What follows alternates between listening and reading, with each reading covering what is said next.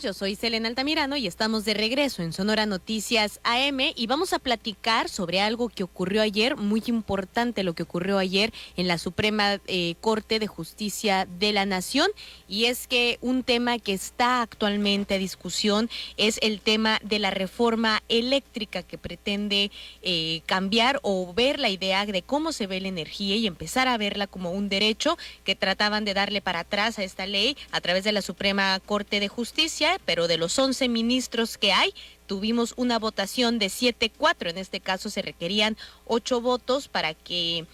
pues pudieran tratar de hacer algo y detener la reforma eléctrica del presidente. Sin embargo, pues para entrar a detalle de qué es lo que ocurrió ayer en la Suprema Corte de Justicia de la Nación, ya tenemos en la línea telefónica al abogado Darvé López, a quien le doy la bienvenida a este espacio informativo. Darvé, muy buenos días. Buenos días, Elena, qué gusto saludarte, sí, a los doctores. Al contrario, gracias por aceptar esta llamada, abogado. Y bueno, que nos comparta qué es lo que ocurrió ayer con esta votación que quedó 7-4. Bueno, lo que pasó ayer fue que la reforma a la ley de la industria eléctrica, promovida por el presidente López Obrador en marzo del año pasado, y que había causado una enorme polémica y que estaba siendo combatida en acciones de inconstitucionalidad, fue avalada por la Corte. ¿En qué sentido se debe entender el aval? Bueno, en el sentido de que, de acuerdo a nuestro diseño constitucional, contamos con medios de control que analizan en un trámite exclusivo ante la Suprema Corte de Justicia de la Nación de una posible contradicción entre la Constitución y alguna norma o disposición de carácter general, y los ministros en pleno, al resolver, están determinados para que, de acuerdo a una votación calificada, puedan decidir si se expulsa esa norma de nuestro orden jurídico o se mantiene derivado pues de la aprobación en un poder distinto, en el poder legislativo, siguiendo todos los procedimientos legales para la emisión de este tipo de normas. Entonces, al momento de resolver la Corte, en efecto, existe una posición de mayoría cuantitativa, pues, no, pero no suficiente para expulsar esa norma, derivado de que 4 ministros votaron considerando la constitucionalidad de la ley de la industria eléctrica, que es conocida como la ley Bartlett, una ley algo polémica en el entorno político nacional por la orientación que le da al presidente, y pues esa ley se mantiene y se considera dentro del ámbito político como una victoria del presidente López Obrador.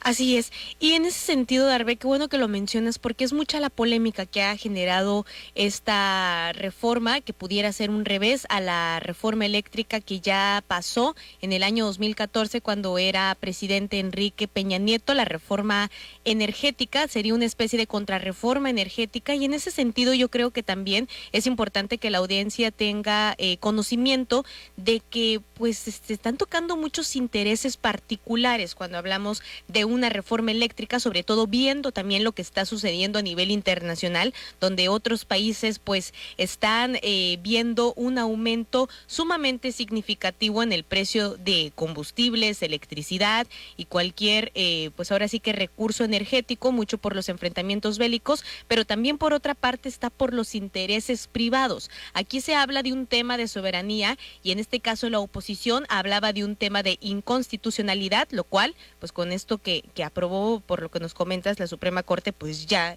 no lo pueden ver así como inconstitucional. Bueno, en efecto, el análisis es en el ámbito de todas las expresiones que son justiciables por parte de quienes interponen una acción de constitucionalidad. ¿Qué significa esto? Pues que las reclamaciones planteadas por ese grupo minoritario parlamentario del Senado son analizadas por la Corte, y los ministros a su vez hacen una valoración, un contraste, para efecto de hacer la comparación de si en efecto esa norma vulnera los derechos que señala la posición reclamante, y en este caso pues contamos con que 4 ministros, el ministro Alfredo Gutiérrez Ortiz Mena, la ministra Esquivel Moza, la ministra Loreto Ortiz y el ministro Saldívar, consideraron que no existía una violación a los dispuestos por el artículo 27 constitucional, el artículo 26, el artículo 28, es decir, de acuerdo a al contraste que se realiza y a la discusión planteada por todos los ministros, la reforma a la industria eléctrica postulada por el presidente López Obrador, pues respeta el marco constitucional, incluso de la reforma que en su momento fue llevada a cabo por el régimen anterior, en el 2013, y el régimen transitorio, que también había sido muy polémico. Entonces, en este sentido, lo que existe pues es una adecuación a los principios de la orientación por la cual la Comisión Federal de Electricidad hoy encaminará sus trabajos, prevaleciendo pues como una industria de carácter público para beneficio de la mayoría de la población, cuidando el medio ambiente. Esa es una de las cuestiones que más se le critican. Sin embargo, sí contiene un parámetro que no está en discusión según los ministros, está dentro de la discusión política, pero en la base una posición consideraba que se estaba apartando de los tratados internacionales y las disposiciones tomadas a nivel global para cuidar el medio ambiente. Disculpa, Darbe, es que te escuchamos un poquito lejos. ¿Ahí me escuchas ya? Sí. Bueno, entonces te comentaba que es una cuestión que reviste un carácter técnico muy, muy especial. Finalmente lo importante es que los ministros consideran, uno, que no es inconstitucional; dos, que al no ser inconstitucional lleva implícito que la reforma a la ley de la industria eléctrica sí respeta los tratados y disposiciones internacionales para efectos del cambio climático, para efectos de la protección del ambiente, y en efecto va a seguir la discusión política, más en el sentido de que cómo puede ser posible que en nuestro diseño constitucional 7 ministros, que son mayoría, no puedan determinar o superar el obstáculo que representa una posición minoritaria. Entonces, ahí es donde se centra la oposición, o va a centrar su ataque, porque existe una corriente que considera que el presidente López Obrador se apodera de la Corte con el voto de 4 ministros. Sin embargo, ese diseño no es propuesto por el presidente López Obrador, es propuesto de entrada y de inicio a partir de la reforma constitucional de 1994 que modificó a la Suprema Corte de Justicia de la Nación, y es un diseño que hemos tenido de siempre, desde que se instauraron las unidades de acciones inconstitucionales y controversias constitucionales en la Suprema Corte de Justicia de la Nación. Incluso, abogado, para las personas o los diputados que en este caso se encuentran inconformes por algunos aspectos de la reforma, todas las leyes son perfectibles, ¿no? O sea, en un futuro, porque muchos dicen es que no le han cambiado ninguna coma, pero no sabemos realmente cuáles van a ser las repercusiones que pudiera llegar a tener esta reforma. Pues la verdad es que las leyes requieren de las condiciones de su aplicación, y evidentemente cuando se estén suscitando podrán surgir reclamaciones de carácter particular. En lo que refiere al aspecto general, este era el mecanismo para decidir si una disposición de este tipo violaba la Constitución y se hacía un análisis muy profundo como el que se hizo, y la respuesta es que no. Como te comento, yo creo que la discusión viene en el sentido, porque lo he estado viendo en redes, que en las reclamaciones individuales la Corte habrá de decidir en favor de la existencia de una inconstitucionalidad, y yo no lo creo, porque para eso tenemos este diseño constitucional. Recordemos que cuando un Congreso tan grande lleva a cabo una modificación legal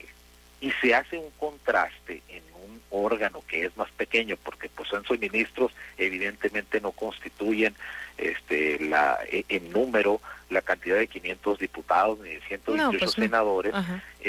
¿cómo puede ser posible también que una mayoría de 8 ministros pudieran tumbarlo? Bueno, pues para eso se establecen esas disposiciones en la Constitución, para superar las objeciones que se le llaman de carácter contramayoritario. Si 6 ministros pudieran tumbar una reforma legal que aprobaron un gran número de diputados, podríamos cuestionar la legitimidad y decir, caray, qué poder tan fuerte tiene un grupo tan pequeño de ciudadanos que uno, no fueron elegidos democráticamente como no lo son en la gran mayoría de los países, que la duración de sus cargos judiciales por lo general no está avenida a ideales democráticos, son 15 años y son inamovibles, y que son controladores de los actos de los otros poderes a la luz de la Constitución. Entonces ahí pudiéramos decir nosotros, ¿qué poder? Bueno, esa es la razón por la que se establece una cantidad superior.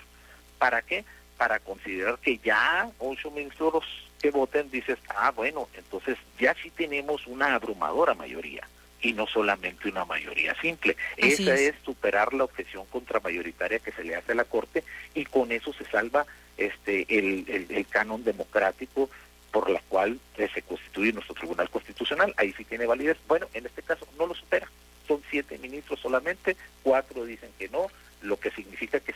debemos seguir ateniéndonos a lo dispuesto por nuestro órgano democrático, que son las legislaturas, en la que una gran mayoría dispuso de esa reforma, y tenemos que seguir la discusión de cómo mejorarla o cómo aplicarla sin mayor conflicto, pues.